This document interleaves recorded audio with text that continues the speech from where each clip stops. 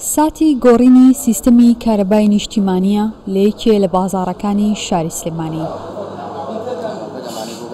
هەنگاوەکانی بەکارهێنانی چۆنێتی کارکردنی ئەو ئامێرەی کە سیستەمەکەی پێجێبەجێ دەکرێت لەلایەن تیمێکی بەڕێوەبەرایەتی کارەبا بۆ کاسبکاران ڕوون دەکرێتەوە. زۆرێک لە کاسبکارانیش ئەم سیستەمە تازەی دابەشکردنی کارەبا بە گونجاوتر دادەنێن، هەم لە ڕووی نرخ هەم لە ڕووی ئاستی بەکارهێنانی کارەبا. کێشەی کارەبا دایمە هەر بۆ خۆتەزانانی ئەمە لە وڵاتاژی کەم تا زۆر هەر بۆ جاریوا بۆ زۆر بۆ جاریوا بۆ کەم بۆ نمونە جاریوا بۆ مۆلیدەکانشمان دووسێ جار کوژاوەتەوە، یعنی شەیوا بۆ تا درەنگە کارەبا نەبووە، وەڵام مۆلیدە عاتڵە، وەڵام مۆلیدە شکاوە. ساگەر ئەمیشە کردویانە سەربگری ئیشێکی باشە.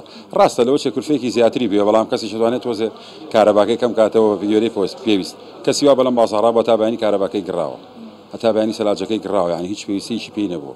ئێستا کێنە کە بێ بە وەحدەکە شتێکی باشە، تۆ ئیکڕی تۆ یەکێتە ناوە کارتی مۆبایلەکە ئەگەر وەکە بڵێن ئەگەر شتێک چەند سەرف کرد ئەو نە نەگوەک مۆبایلەکە بڵێ مەسەلەن دوو مانگ جارێ تازەکەرەوە، ئەگەر وانە بێ ئەوە شتێکی زۆر باشە بەڕای من. بەڕێوەبەرایەتی گشتی کارەبای سلێمانی بە دوو قۆناغ لە مانگی 11 ساڵی ڕابردوو دەستیان بە گۆڕینی کارەبا لە ناو شاری سلێمانی کردووە. سەرەتا لە 5 پرۆژەی نیشتەجێبوون تاقی کراوەتەوە. لە ئێستا بە 2 زۆن بازاڕ و شوێنە بازرگانی و پیشەیەکان و کارگەکان دەکرێت بە سیستەمی کارەبای 24 کاتژمێری. تا ئێستاش نزیکەی 10,000 هاوبەش بەشداری سیستەمەکەی کردووە. نرخی هەر کیلۆوات کارەباش بە 156 دینار دەدرێت بە هاوڵاتێ.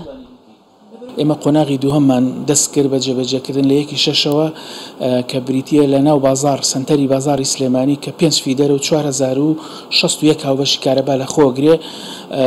ئەو سنتەری ناوشار لە 1/6ەوە مۆلیدەی ئەهلیان نەماوە، کارەبایان بۆ بە بەردەوام و ئێستا سەرقاڵی دابەشکردنی جیهازی CIUین بەسەر دوکانارەکانە و ئیتر پاکێج بە پاکێج کارەباکانیان ئەبێ بە پریپەید.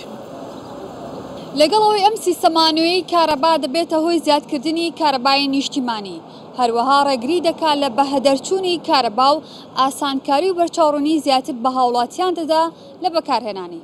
لە هەمان کاتدا داوا دەکرێت ڕەچاوی نرخەکەی بکرێت بۆ ئەوەی نەبێتە بارگرانی بۆ سەرشانی هاوڵاتیان.